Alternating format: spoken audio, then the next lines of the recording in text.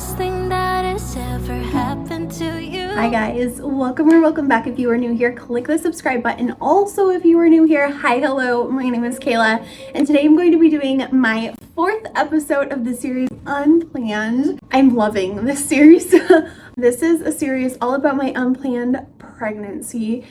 I'm going to be telling like different stories from that pregnancy that like I just couldn't tell during the pregnancy. This video is going to be a lot harder for me to tell because I've actually never told this story. This entire series is going to be a ton of different stories that no one has ever heard. Without further ado, here's that story. This is the story of how I had a very scary cardiac episode that put me in the hospital. So this is going to be a really hard story for me to tell. It actually gives me heart palpitations even like thinking about it, literally. And I'm going to get into what happened, how it happened, all of the nitty-gritty things.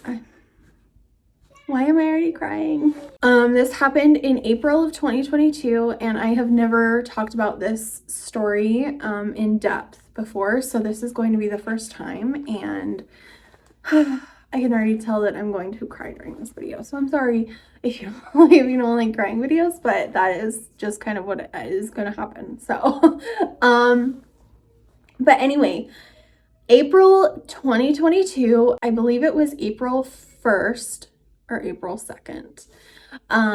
It was starting to get warmer outside, and it was like really warm outside that day. And so me and my kids decided to get our clothes on, get all dressed, get outside, and just spend some time outside. The sun was shining. It was a beautiful day, and it was becoming spring, and I loved that. If you don't know, I live in a place where it gets tons of snow, and it like snows a lot around here. So to be able to have just like the first day of real spring starting was amazing, and we decided to go outside and decided to spend some time outside that day. So I get outside and I put my chair in the yard so I can just like sit and soak in the sun. Like that was my plan, was to just like watch the kids play. And the second I got out there and I sat down, my heart rate spiked. I believe it was about 200. And if you don't know, I have anxiety disorder, so I get panic attacks all the time. I get anxiety attacks all the time, where it spikes my heart rate. It will go up for like 30 seconds to a minute and then go back down to normal. When this usually happens, I get very exhausted, because my heart is literally running a marathon when my body is not. And, it's exhausting. So my heart rate spikes and I go inside immediately. I feel like I'm going to pass out, and I sit on the couch and I just try and like catch my breath because I'm like, I'm just having an anxiety attack. I don't know what this is caused from. What is going on?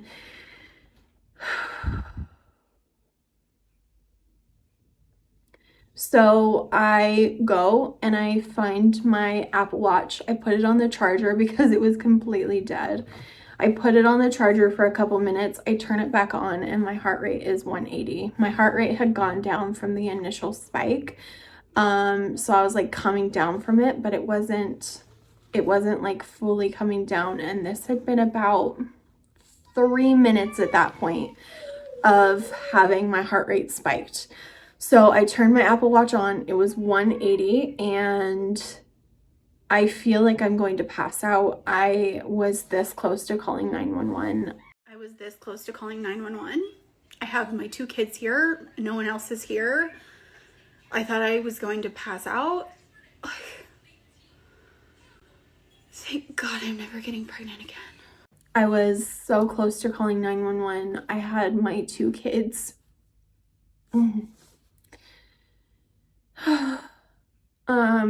No one really talks about like what to do in an emergency when you're a stay-at-home mom of toddlers. And I was absolutely like terrified. Like, what do I do? Like, what am I gonna do? Luckily, my aunt is a nurse, and I called my mom immediately. I got on the phone with her. I was talking her through what was going on. And so she decides to call up my aunt. My aunt decides to drive over. And she got here about 45 minutes to an hour after it started. And she took my blood pressure. She listened to the baby's heartbeat. The baby's heartbeat was thankfully fine. I was 24 weeks. So, my blood pressure was actually kind of high. So, which like, yeah, I was in a panic. Of course, it's going to be high. So, we head to the ER. Luckily, she was able to take my two kids, and because of the C word, I couldn't have my kids in the room with me. So she decided to take my two kids. I was alone in the hospital room. Scared is an understatement. I don't want to be here again. I just have a normal, healthy pregnancy. I just want that. And I'm so grateful.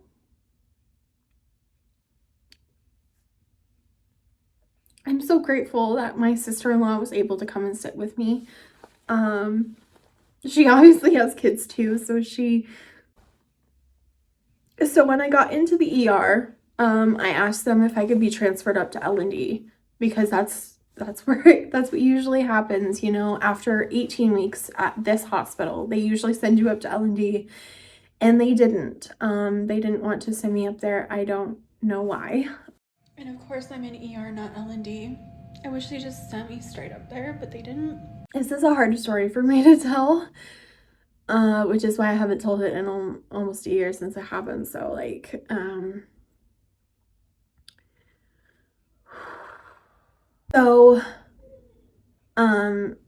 I get into triage. They call up to L&D. They don't want to send me up to L&D. I don't know why. Like, I'm pregnant. Like, why are you not sending me up there? Like, I want a continuous monitoring on my baby.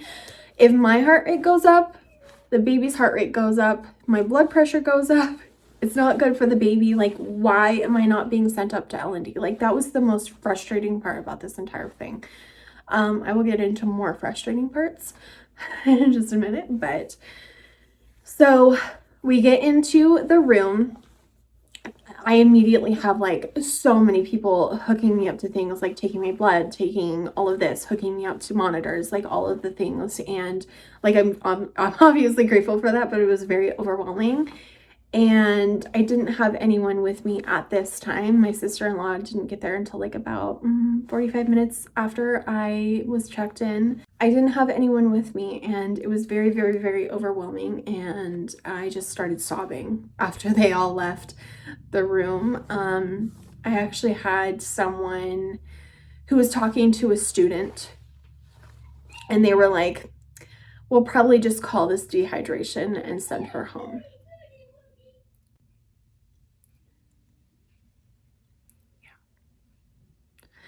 This is also the hospital that I didn't want to deliver at. And this entire situation solidified why I don't want to deliver at that hospital. I decided to go an hour away, even though this hospital is literally 10 minutes from my home. Because I don't trust this hospital. This hospital has almost killed so many of my family members, because they're so negligent. So anyway, so they're taking my blood, they're doing all the things, they put an EKG on me, they're doing an EKG, and they're watching my heart rate, and my heart rate stays at 120. So my sister-in-law gets there 45 minutes later or so, and she obviously had to find childcare for her kids as well. I start feeling my heart rate go up. So the nurse says, like, if you feel anything, press the button and we'll be in here.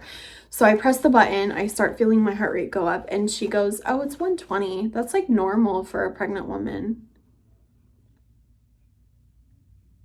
That in fact is not normal. it was very, very, very frustrating. I'm like, I'm literally telling you my heart rate is spiking again and you're not doing anything. So at this point, I actually start having contractions very regularly, like to the point where I started timing them to figure out how far apart they were. I believe they were about 5 minutes apart. And I was telling them, like pleading to them, like, take me up to L&D. I am having contractions. It also took them about an hour to get in there to just find my baby's heart rate. It took them so long. Like, isn't that like the first thing you should have done, is figure out if the baby is okay? Like, you know that I'm 24 weeks pregnant. I am absolutely petrified for my child, and you're not taking me seriously. It took them a fucking hour to just get a Doppler in there. If I was sent up to L&D, they would have immediately hooked me up to monitors to check the baby's heart rate and to check my contractions. And that is like the most frustrating thing. And it still pisses me off a year later. Like, my baby could have not been okay. You know, the mom's not doing okay. You can guarantee the baby's probably not doing okay either. And I think I feel so much guilt because, like, I don't know what my baby's heart rate was doing during that time as well. Like, my heart rate was up. Was hers up? And no one was telling me anything. And they treated me like I was dumb. I was young. And I was a first-time mom, which, like, this is my third baby at this point. Not a first-time mom. And they wouldn't send me up to L&D. I actually had another nurse come in. He was a man. That's kind of relevant in this, because he doesn't know pregnancy. He'll never experience pregnancy. So, he tells me, "You're fine." That's what he said to me. "You're fine." In a very condescending way. And I'll never forget that experience. If I ever have another emergency, like emergency where I need to be seen, I am going an hour away. Like, I will not be seen at that hospital. I refuse. So yeah. So they finally get my blood back like 5 hours later. It took 5 hours for them to just get my labs back. I was in the hospital for, I believe, 7 or 8 hours altogether. So it took them 5 hours to get my labs back. I was low on magnesium and low on, was it potassium? I think it might have been potassium. It's been almost a year, I can't remember. But I was low on magnesium, and they decided to give me like the magnesium pill. And then they gave me whatever else it was through IV. And the nurse hooks me up. And about an hour later, I'm just like, why is my back wet? Like, my back is very wet. Like, obviously my heart rate was spiking, so I was sweating a lot. And so I thought that it was just sweat. So I like looked on my back, and the entire bed was soaked. That was very frustrating. We called the nurse in there, and I was like, what is going on? And she was like, oh, I didn't hook it up right. I'm like, you literally had one job to hook up my IV correctly. I hate these doctors. My bed got flooded with my medicine. And you couldn't even do that? What? So for an hour, my entire bag of whatever it was going all over my bed, not into my body, you know, where it should go. And so they had to order another bag of that stuff, and she hooked it up right this time. And then we sat there for another hour while that was going through my IV. And it was so frustrating because during this entire time I was also having contractions. I said, can you guys just send me up to L&D? And they were like, well, if we send you up to L&D, you guys are going to have new labs drawn, because it's like a whole new section of the hospital. So I would have to have new labs drawn, which, like, why couldn't you just like transfer those labs? It doesn't make any fucking sense. My blood is my blood. So it was just very, very, very frustrating and not a good experience. During this entire time I was still having contractions. I still had not heard my baby's heart rate besides the first time, and I wasn't sure if my baby was okay, and it was very off-putting for sure, because I was just like patient and baby like it was so frustrating. And I'm like, you can't even send a pregnant woman up to L&D. So they asked me at the very beginning, like, what are your allergies? I have an allergy to Tegaderm, which is the medical grade adhesive. So it's like what's on, like, even Band-Aids. Band-Aids will make me break out in a rash. It's not like a life-threatening thing, but it makes me break out. I'm like itching myself because I'm thinking about it. It makes me break out in a rash. Actually, the first time that I had this happen was when I had surgery, and they had to like duct tape my arm because they couldn't find anything else. Which, like, they really need to figure out something, because me and my mom both have an allergic reaction to Tegaderm. They just don't take it seriously. So they asked me and they were like, do you have any allergies? And I said Tegaderm. And as we were leaving the 8-hour stay that we were there, my heart rate was still up. I think when we left it was 110. So for 8 hours, my heart rate was up, and I was sitting in the bed the entire time. Like, my resting heart rate when I'm pregnant is like 80, right? And that's like normal for me. And so for her to tell me that 120 or even 110 is normal for a pregnant woman is just absolutely insanity. It was very, very frustrating. So anyway, as we're getting ready to leave, the nurse comes in and she was like, okay, so we have a heart monitor that you're going to wear for 3 weeks. 3 weeks. They make heart monitors that you can like do for like 24 hours, 48 hours. No, for some reason I had to wear this damn thing for 3 weeks. And I was like, okay. So they stuck it on me. I didn't even think about it because I'm like, you know my allergies. Like, you wouldn't give me something that I'm allergic to, right? Wrong. And I immediately get home and I start itching. About an hour after it was put on, I start itching. And I'm like, this has Tegaderm in it. This has Tegaderm in it. And it was so extremely frustrating. And I decided to call my midwife the next day, who is my primary care doctor, the next day. And I was like, I just want to know if I should take this off. Like, I don't know if I should take it off. And they were like, oh, we'll call you back, because my midwife wasn't there yet. So it was the nurse that I was talking to, and she was like, oh, we'll call you back. 4 hours later, I still had not heard from my doctor, and I was like, I am taking this damn thing off. Like, I can't do this anymore. When I took it off, I had welts. Morning. Say hello to my little friend.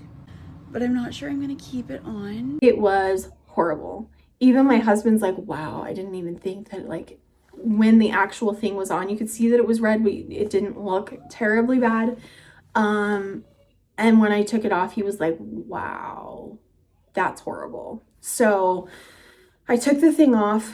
It wasn't even 24 hours after they put it on, because I'm just like, I cannot do this. I cannot do this. I want to say I had to follow up with my midwife 4 days later, I think it was. Maybe it was 3 days later.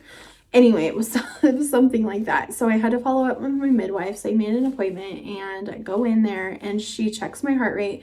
She puts the like little thing on my finger, and as she's sitting there, she's watching the number go up and down, and I'm literally just sitting in the office, like sitting, and my heart rate spikes to 115. And she was like, you have an arrhythmia. So she diagnoses me with an arrhythmia, and at this point I am high risk and I can no longer see my midwives. I start crying because I'm just like,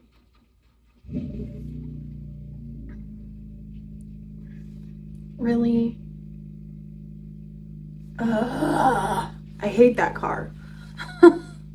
Anyway, I start crying because I'm so frustrated. Like, one more thing going wrong in my pregnancy. Like, why? I'm having myself a drink. This is chocolate milk. I cannot have coffee. So chocolate milk is my coffee from now on. I like having just like that chocolatey drink. And I will get into that in just a minute. I can no longer drink coffee. So I'm sitting in my doctor's office and my heart rate spikes, and she goes, you have an arrhythmia, which is obviously not a good thing. And now you are being transferred to the OBs. I actually have not had a really good experience with any OBs. So she also sends me for a, cardiologist. And they want to do like an echocardiogram. So I go to the cardiologist, we talk, and we set up an appointment for an echo. So I want to say it was like 2 weeks later or so, I go in for my echo, and they are, oh my gosh, it was so extremely painful to have this echo done while pregnant. Also, I get in there and he was like, oh wow, you're pregnant. And I was like, yeah. He was like, I've never done this on a pregnant person before. So I was like, oh, great. It was also like a student guy that was doing it, but the actual doctor, sorry, toddler problems. But where was I? So I get into this echo, and the guy is like doing the echo, and he was like, your baby is literally pressing against your heart. And I was like, I know, I literally feel it. I can't breathe. I'm having a rough time. Like, I'm not having a good time right now. And I think I was about 28 or 9 weeks at this point. So he goes, yeah, your baby is like all the way up into your heart. I'm gonna try and get it. If I can't, it's okay. And so I was like, okay, okay, guess. So he's doing the echo, and it literally hurts because he also has to get like underneath my boob. And if you don't know, while you're pregnant, your colostrum starts to come in, and so your boobs just like hurt. And so he literally had to like go underneath my boob to try and get like a picture of my heart, and it was so extremely painful at times. He also made me like lay on my back and like lay on my side and like lay on the other side and like maneuver, and I'm just like, I am literally like a fucking whale at this point, like flopping around. It was so extremely uncomfortable. I don't recommend an echo while pregnant. But so he gets the echo done, and I think I'm in there for like 45 minutes. It took a really long time to get the echo done, which like obviously it was thorough enough, but it's done with the echo, and they send it off to the cardiologist, and the cardiologist calls me back, and I believe it was a phone call. I don't think I had to come back for the results. Maybe I did. No, that's what it was. They wanted me to come back in person, but I couldn't come back in person. In person would have taken like 3 weeks, and I was like, you guys can just like call me. Just call me on the phone. And we did like a telehealth thing. So they called me back and they were like, everything looks normal on your echo, so we don't know what's going on. So at this point, I'm no longer high risk because they have now determined that I don't have an arrhythmia, that my heart is fine. And it was such a sigh of relief, And she was like, your heart is doing perfectly fine. And I was like, oh my God. So at this point, I actually didn't see any of the OBs because those appointments happened so close together that like it wasn't the 4-week mark yet. I actually went into my doctor's and I was like, yeah, I don't have an arrhythmia. Like it's all good. And they were like, okay. At this point, they diagnosed me with anxiety, which I already knew I had. And they prescribed me a med that I took the next day, and it was not good. It made me feel very, very, very, very drugged. Like to the point where I probably should not have been watching my kids. And they were like, oh, I guess this medication just reacts weird with you. And I was like, no shit. I'm like, can I just get on Zoloft? I have been on Zoloft before. I've been on it for my anxiety and my depression during pregnancy and after. Can I just be on Zoloft? I've been on it before. It reacts amazing with my body. I'm on it right now, actually. For my postpartum depression and anxiety. So yeah, actually, come to find out, the day that I had that cardiac episode, I had 1 ounce, 1 single ounce of coffee, which is why I now drink chocolate milk. I am going to try decaf. I've actually never tried decaf. People say that it tastes like garbage, and I would love for it to just taste amazing and like real coffee. I like mostly creamer in my coffee anyway. I like creamer with some coffee. Like that's literally how I like my coffee. But yeah, I have not had coffee in 8 months. I actually had coffee the day that I gave birth. And I had another cardiac episode. It wasn't as long, but like, I was like, yeah, this is the last time I've ever drinking coffee. And so I haven't had coffee in 8 months. I had a sip of my husband's coffee the other day and it tasted so good.